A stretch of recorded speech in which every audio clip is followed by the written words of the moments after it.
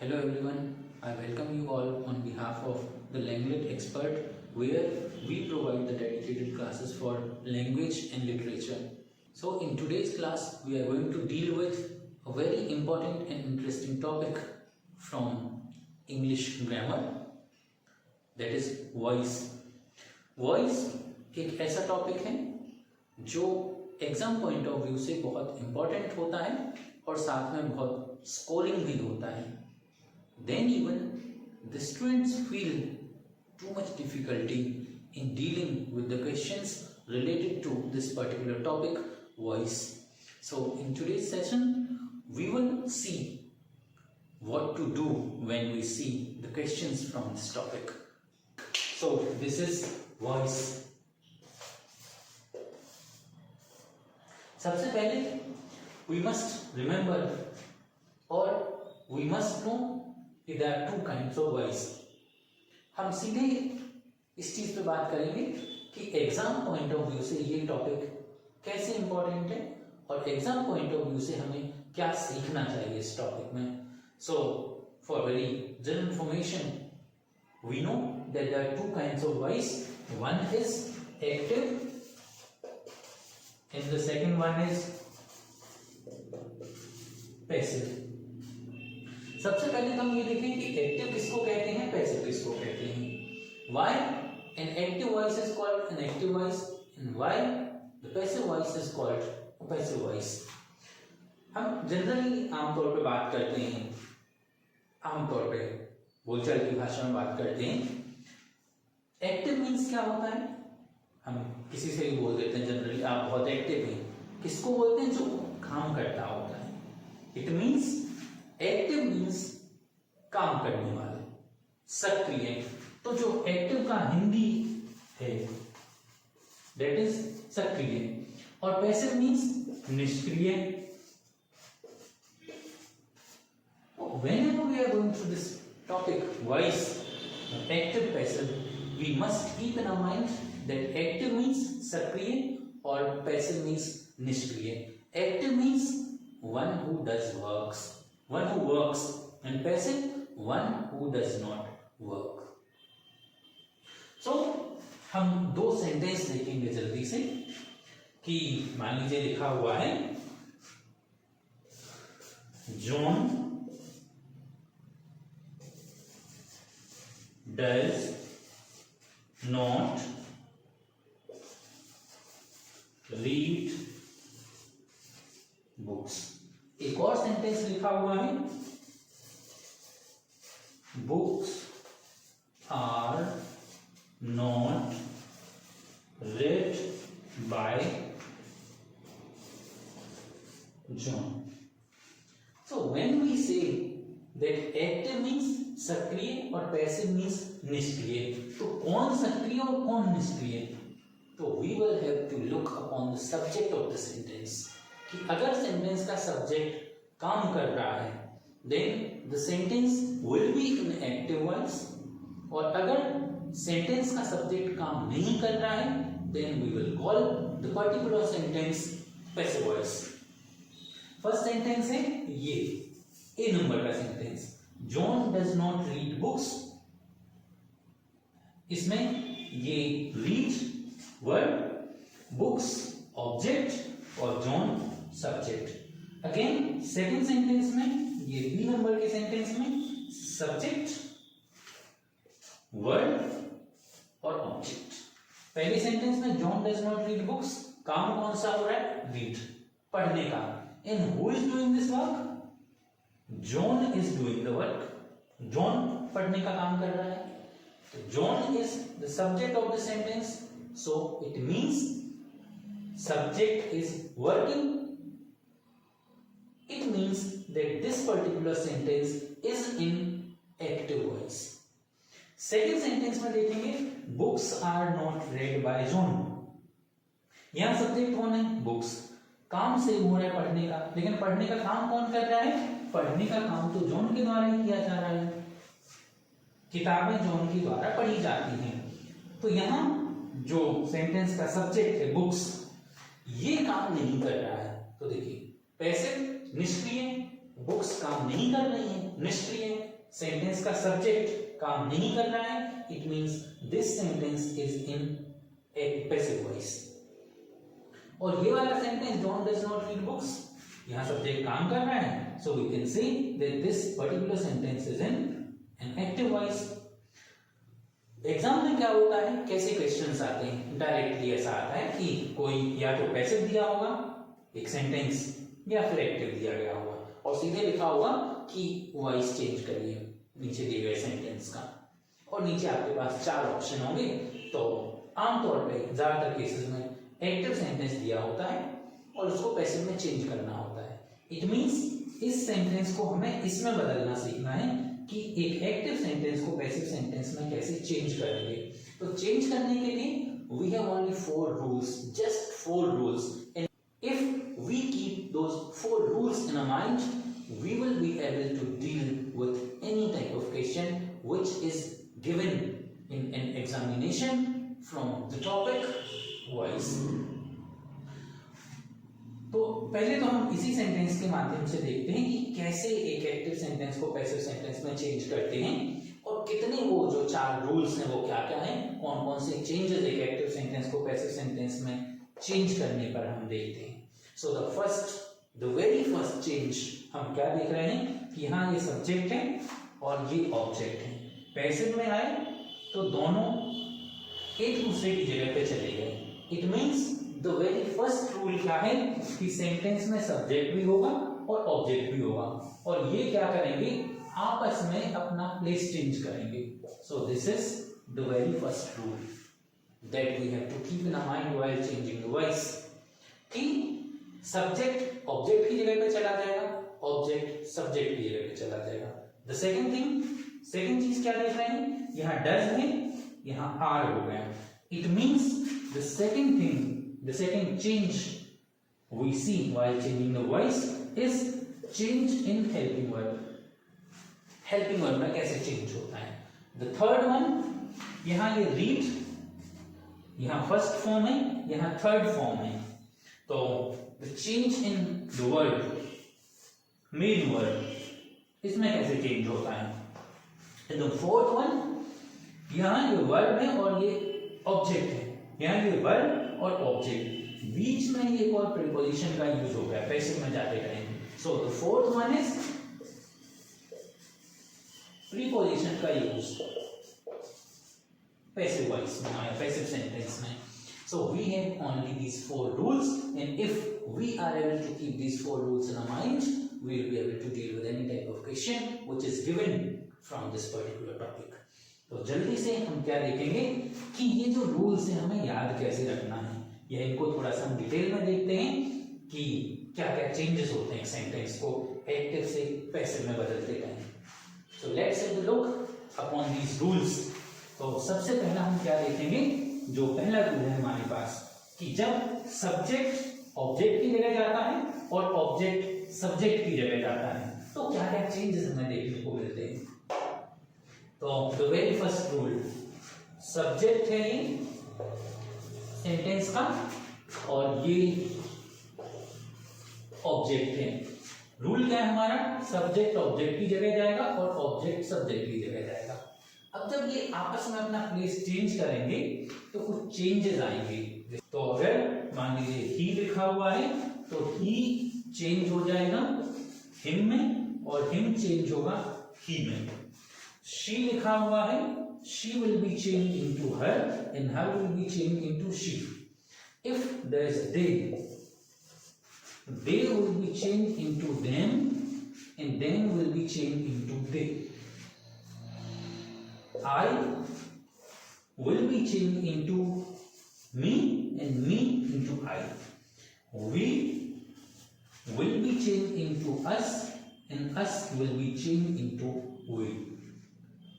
और अगर कोई अब नाउन आ जाएगा या फिर नेम आ जाए किसी का, तो जो नाउन है या फिर कोई नाम है ये चेंज नहीं होगा, एज इट इज बने रहेंगे। और क्या क्या चेंज हो सकता है, इनके अलावा और क्या क्या शब्द आ सकते हैं।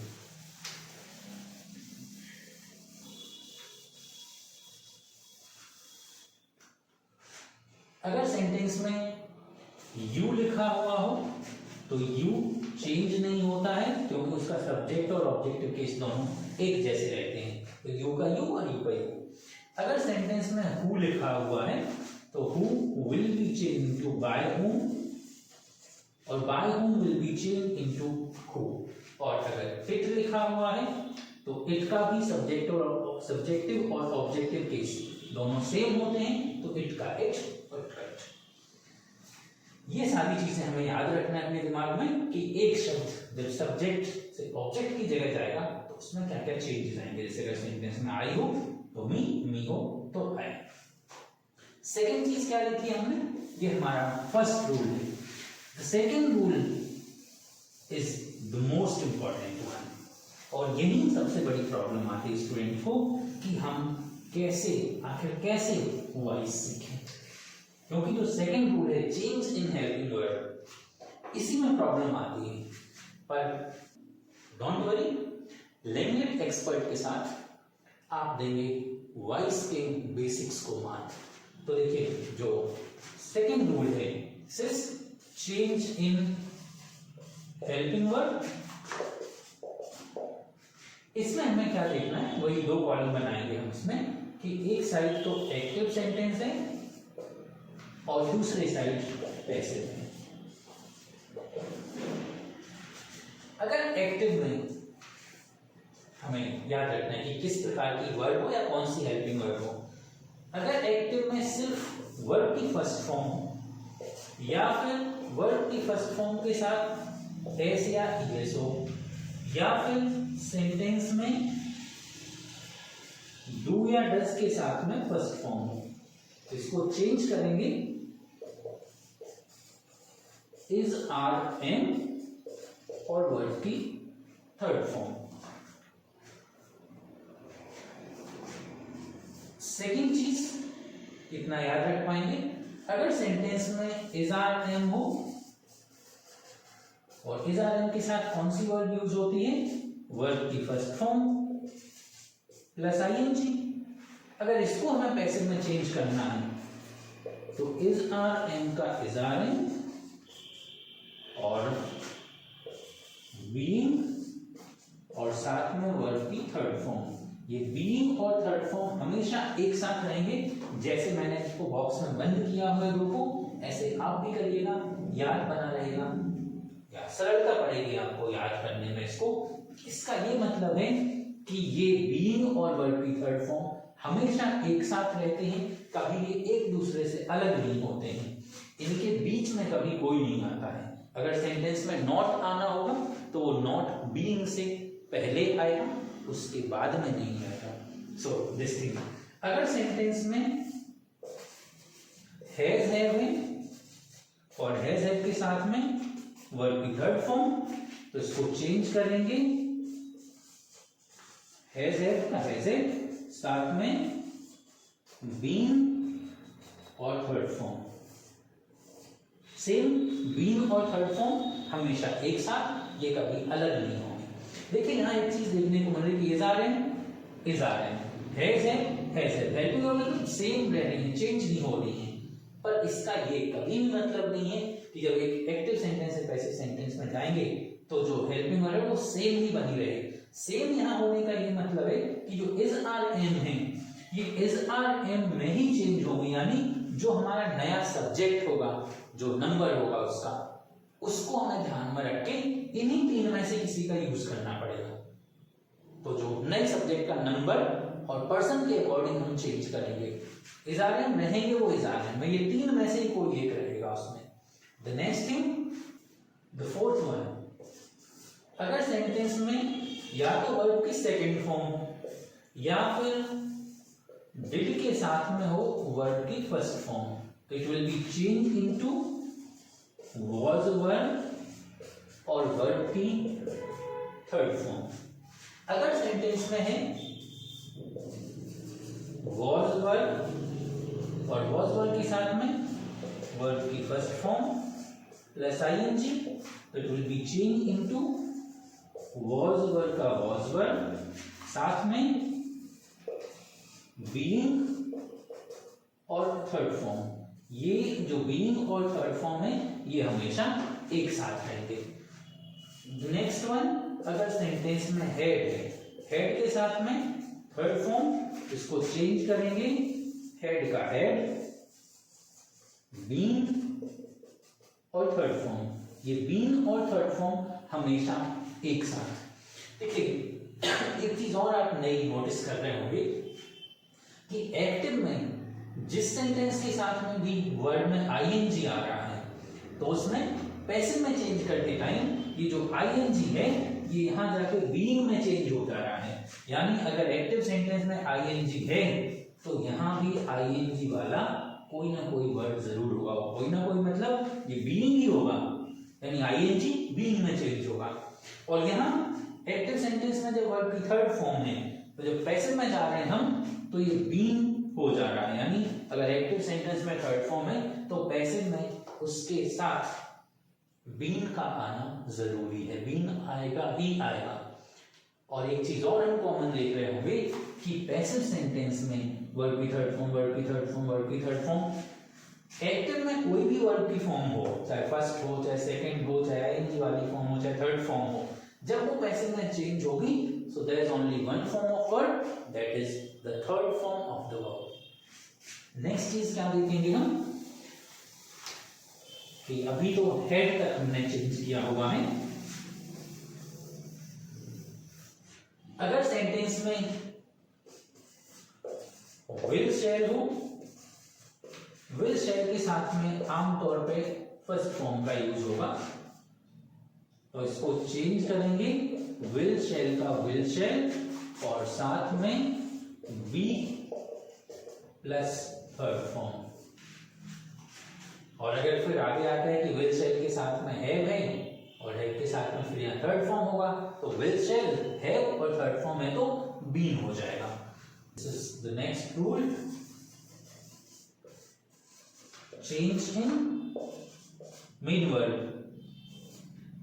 एक्टिव सेंटेंस में कोई भी फॉर्म हो वर्ब की, चाहे फर्स्ट फॉर्म हो, चाहे सेकंड फॉर्म हो, चाहे थर्ड फॉर्म हो, चाहे आईएनजी वाली फॉर्म हो, चाहे एस या एस लगा हुआ हो, जब भी वो पैसिव में जाएगी तो हमेशा third form of the verb का ही यूज होगा और किसी फॉर्म का यूज नहीं होगा। हार्ड एंड फास्ट रूल है, सिर्फ और सिर्फ third form. The next one हमने क्या चेंज देखा था कि पैसिव सेंटेंस में जाते टाइम वर्ब और ऑब्जेक्ट के बीच में बाय का यूज हो जा रहा है, प्रीपोजिशन आ जा रही है, तो use of preposition between main verb and object। आमतौर पे पैसिव सेंटेंस में बाय का यूज किया जाता है जनरली।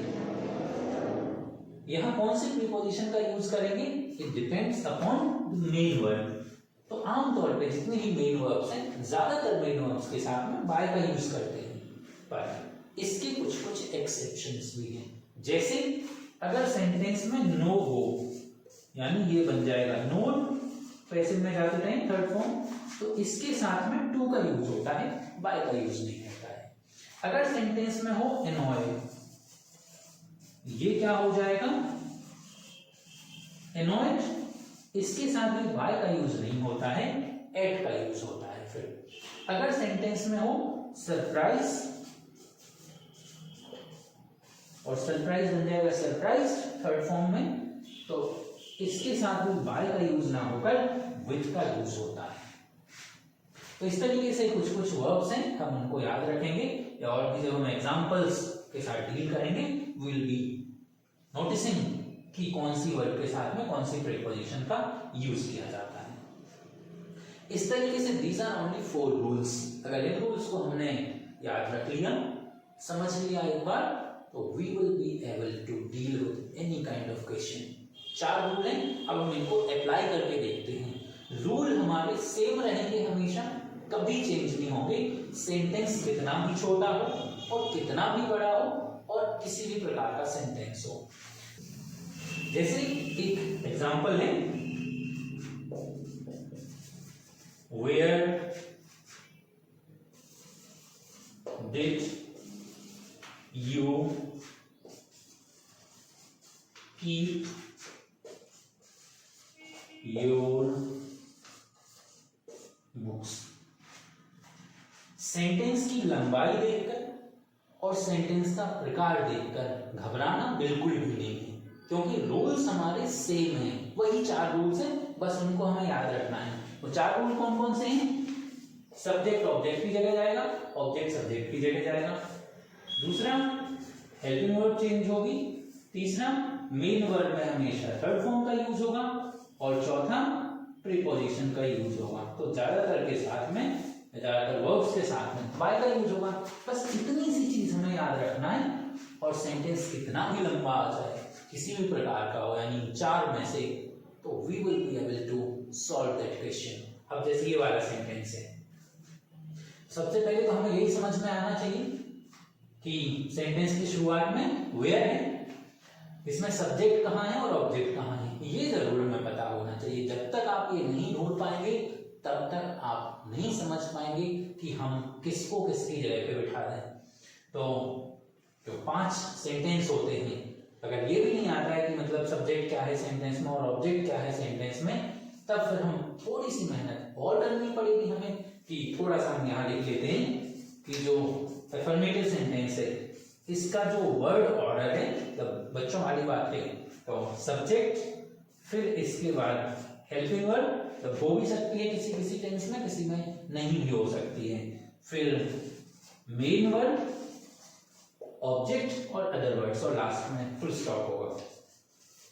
नेगेटिव सेंटेंस हो, subject, helping verb, note, verb, object और फुल स्टॉप। अगर सेंटेंस इंटरोगेटिव है तो शुरू में हेल्पिंग वर्ब, सब्जेक्ट, वर्ब या मेन वर्ब, ऑब्जेक्ट और लास्ट में क्वेश्चन मार्क। अगर सेंटेंस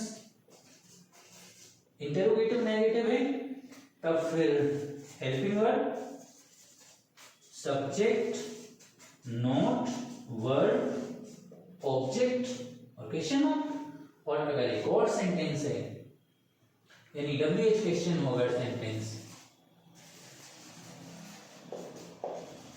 तब फिर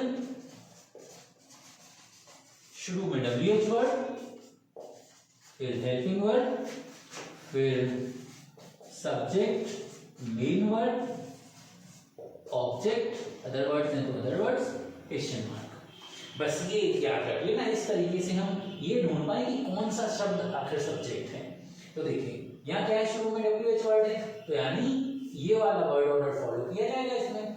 तो WH वर्ड, ये तो हो गया हमारा WH वर्ड, ये हो गई हेल्पिंग वर्ड, फिर सब्जेक्ट, तो ये हो गया हमारा सब्जेक्ट मिल गया, फिर मेन वर्ब तो वर्ड, और ये हो गया हमारा ऑब्जेक्ट, क्योंकि योर तो एक एडजेक्टिव के रूप में यूज है, तो योर बुक्स ऑब्जेक्ट हो गया, योर एडजेक्टिव के रूप में यूज किया गया है। अब देखिए रूल हमारे सेम रहेंगे, कुछ चेंजेस नहीं होंगे सिवाय इन 4 रूल के अप्लाई करने के। ये सब्जेक्ट ऑब्जेक्ट की जगह और ऑब्जेक्ट सब्जेक्ट की जगह आपस में चेंज करेंगे, बाकी जो जहां है वहीं बैठा रहेगा, और किसी की जगह हमें चेंज नहीं करना है। शुरू में WH वर्ड है तो WH वर्ड, अब ये डिड है तो हमने क्या देखा, ये हेल्पिंग वर्ब। हेल्पिंग वर्ब हमने क्या पढ़ा था कि अगर सेंटेंस में या तो सेकंड फॉर्म हो या डिड के साथ में फर्स्ट फॉर्म हो, तो इसको हम चेंज करेंगे वॉज वर्ब में, और साथ में आ जाएगा वर्ब की थर्ड फॉर्म, यही पढ़ा हुआ है। तो डिड इसमें चेंज होगा, 2 ऑप्शन है हमारे पास, या तो वॉज या वर्ब। अब जो हमारा नया सब्जेक्ट है, यू तो वहां चला जाएगा, योर बुक्स आ रहा है, योर बुक्स एस एक से आ रहा है, प्लूरल है, तो प्लूरल के साथ में वर्ब का यूज करेंगे हम, तो ये आ गया वर्ब। फिर नया सब्जेक्ट बुक्स, अब वर्ब चेंज होना है तो वर्ब की होना है थर्ड फॉर्म, तो कीप का थर्ड फॉर्म केप्ट, फिर प्रीपोजिशन बाय, और यू यहां आएगा तो हमने पढ़ा कि यू चेंज नहीं होता है तो यू का यू, और लास्ट में question mark. Where were your books kept by you. कोई problem? I think no problem should be there, क्योंकि रूल हमारे सिर्फ 4 हैं, छोटे छोटे से रूल्स हैं, बस हमें ये याद रख लेना है कि किस तरीके से उनको अप्लाई करना है। दूसरा एग्जांपल देखते हैं। Suppose that the next sentence is they do not spend money. अब फिर से वही क्वेश्चन आ रहा है कि कौन सब्जेक्ट है और कौन ऑब्जेक्ट है। तो ये 5 चीजें हमारे पास, ये 1 2 3 4 और ये 5। अब मैं यहां देख लेना कि इन 5 में से हम यहां कौन सा अप्लाई करेंगे। लास्ट का साइन देखिए आप, यहाँ फुल स्टॉप है, तो यहाँ सिर्फ 2 सेंटेंस हैं फुल स्टॉप वाले, या तो अफर्मेटिव या नेगेटिव, दोनों में लास्ट में फुल स्टॉप है। नेगेटिव क्या अलग है अफर्मेटिव से? इसमें नॉट लगा हुआ है, अफर्मेटिव में नॉट नहीं है। तो अब देखिए नॉट यहाँ लगा हुआ है, तो इसका मतलब ये कौन सा सेंटेंस दिया है, नॉट है तो नेगेटिव। अब इसमें नेगेटिव वाला अप्लाई कर देंगे हम, तो ये सब्जेक्ट, फिर हेल्पिंग वर्ड, फिर ये नॉट, वर्ड और ऑब्जेक्ट। चल गया पता? अब किसको किसकी जगह बिठाना है? ऑब्जेक्ट सब्जेक्ट की जगह और ऑब्जेक्ट और सब्जेक्ट ऑब्जेक्ट की जगह। तो देखिए मनी यहाँ आएगा, तो मनी क्या है, नाउन है, और हमने पढ़ा था कि नाउन चेंज नहीं होती है, वो सेम रहती है एज इट इज। तो मनी का मनी, डू। अब मनी कैसे नाउन है? आमतौर ये सिंगुलर नाउन है, अनकाउंटेबल। तो मनी, मनी के साथ में क्या होगा, डू या डज है, इसको चेंज करना है। हमने पढ़ा था कि अगर डू या डज हो तो इज आर एम में चेंज होता है, तो मनी के साथ में इज, नॉट है तो नॉट। स्पेंड का थर्ड फॉर्म स्पेंड बाय, और डे को हमने चेंज किया था कि डे अगर यहां आएगा तो देन में चेंज हो जाएगा। So money is not spent by them, change हो गया। बहुत सिंपल है, सो सिंपल इट इज। एक और एग्जांपल देख लेते हैं हम। अगर सेंटेंस लिखा हुआ हो ही इज कॉलिंग मी, अब फिर से वही पहचानना है कि कौन सब्जेक्ट है और कौन सा ऑब्जेक्ट है। तो यहां लास्ट में फुल स्टॉप, तो लास्ट में फुल स्टॉप 2 सेंटेंस में है, अफर्मेटिव नेगेटिव, इसमें नॉट नहीं है, इसका मतलब अफर्मेटिव है, तो हम ये वाला अप्लाई करेंगे इसमें। सब्जेक्ट, हेल्पिंग वर्ब, वर्ड और ऑब्जेक्ट। ही को मी की जगह और मी की जगह, तो मी यहां आएगा, me will be change to I. अब इज आर एम है, सेम रहेगा, देखिए इज आर एम का इज आर एम, लेकिन नए सब्जेक्ट के अकॉर्डिंग। तो 3 ऑप्शन है हमारे पास, इज आर एम, आई के साथ एन का यूज, तो आई एन। अब ये कॉलिंग है, हमने क्या पढ़ा था कि अगर आईएनजी वाली फॉर्म हो वर्ब की तो वो किसमें चेंज हो जाती है, बीइंग और थर्ड फॉर्म में, और ये हमेशा एक साथ रहेंगे। तो कॉलिंग से हो जाएगा बीइंग, और फिर बचा कॉल, तो कॉल का थर्ड फॉर्म कॉल्ड, और फिर एक प्रीपोजिशन बाय, और ही यहां आएगा तो him, I am being called by him. बहुत सिंपल। और एग्जांपल देख लेते हैं। अगर सेंटेंस लिखा हो डू दे नो अस, अब देखिए अगेन सब्जेक्ट ऑब्जेक्ट, लेकिन कौन है सब्जेक्ट और कौन ऑब्जेक्ट है, कैसे पता करेंगे? लास्ट में साइन देखिए, क्वेश्चन मार्क लगा हुआ है, क्वेश्चन मार्क के लिए हमारे पास 3 ऑप्शन है यहाँ। तो इंटरोगेटिव है, इंटरोगेटिव नेगेटिव है, और WH क्वेश्चन है, तो WH क्वेश्चन शुरू में WH वर्ड होगा, जो कि यहाँ नहीं है, सीधे हेल्पिंग वर्ड से शुरू हो रहा है, यानी हेल्पिंग वर्ड से 2 सेंटेंस शुरू हो रहे हैं, या तो इंटरोगेटिव या इंटरोगेटिव नेगेटिव। अब इसमें नॉट नहीं है तो नेगेटिव होने की तो बात ही नहीं है, इसका मतलब सेंटेंस है इंटरोगेटिव, यानी हेल्पिंग वर्ब, सब्जेक्ट, वर्ब और ऑब्जेक्ट। तो ये हेल्पिंग वर्ब, सब्जेक्ट, वर्ब और ऑब्जेक्ट। अब देखिए किसको किसको बदलना है, ये अस दे की जगह और दे चला जाएगा अस की जगह। अस जब यहाँ आएगा तो हमने पढ़ा हुआ था कि अस वी में, यानी वी अस में चेंज होता है और अस वी में चेंज होगा। ये डू या डज को हमने किसमें पढ़ा था कि इज आर एम में चेंज होगा। हमारा नया सब्जेक्ट क्या है, वी, और वी के साथ में इज आर एम में से आर का यूज होगा, तो आर वी। अब देखें वर्ब, ये दो रूल हो गए, सब्जेक्ट और हेल्पिंग वर्ब। वर्ब नो का थर्ड फॉर्म नोट, अभी अभी हमने पढ़ा था प्रीपोजिशन चौथा। तो अभी अभी हमने क्या पढ़ा था कि नो एक ऐसी वर्ब है जो बाय का यूज नहीं होता उसके साथ में, तो नो के साथ टू का यूज, और फिर दे आएगा यहां पर तो बदल जाएगा देन में, और क्वेश्चन मार्क है तो question mark. So this kind of thing, do they know us, are we known to them. अब एक और दो एग्जांपल हम और देखेंगे इसमें, और दोनों के दोनों WH क्वेश्चन है। इसको थोड़ा सा ध्यान से समझिएगा, जो अभी दो एग्जांपल्स आ रहे हैं। मान लीजिए सेंटेंस है व्हाट आर यू डूइंग, ठीक है। अब हमें यही देखना है कि कौन सब्जेक्ट है कौन ऑब्जेक्ट है। व्हाट से शुरू है यानी WH क्वेश्चन है, तो ये वाली पहचान जो चिन्ह है, ये वाला पहचानने का तरीका है वो अप्लाई करेंगे हम। तो ये तो हो गया WH वर्ड, फिर ये हेल्पिंग वर्ड, फिर सब्जेक्ट, और फिर ये हो गई मेन वर्ड। अब इस सेंटेंस में एक प्रॉब्लम आ गई कि इसमें ऑब्जेक्ट नहीं है, क्योंकि सेंटेंस व्हाट से शुरू है। व्हाट का ही तो आंसर मांग रहा है सेंटेंस में, तो और व्हाट का आंसर ऑब्जेक्ट ही होता है।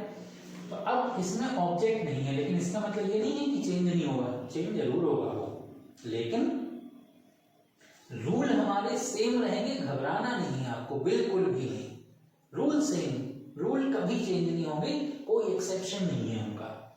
तो चलेंगे हम जल्दी से वही चेंज करने के लिए पहला रूल अप्लाई करेंगे, सब्जेक्ट ऑब्जेक्ट की जगह ऑब्जेक्ट सब्जेक्ट की जगह। अब देखिए अगर इस सेंटेंस में ऑब्जेक्ट होता तो कहां होता, यहां देख लेते हैं हम। WH वर्ड आ गया, फिर हेल्पिंग वर्ब आ गई, फिर ये सब्जेक्ट आ गया, फिर ये मेन वर्ब आ गई, और फिर है ऑब्जेक्ट। यानी अगर इस सेंटेंस में ऑब्जेक्ट होता तो ऑब्जेक्ट यहां रहा होता, बस इतनी सी बात है। अब अपन को वही अपने रूल सेम है, कभी घबराना नहीं है, डरना नहीं है।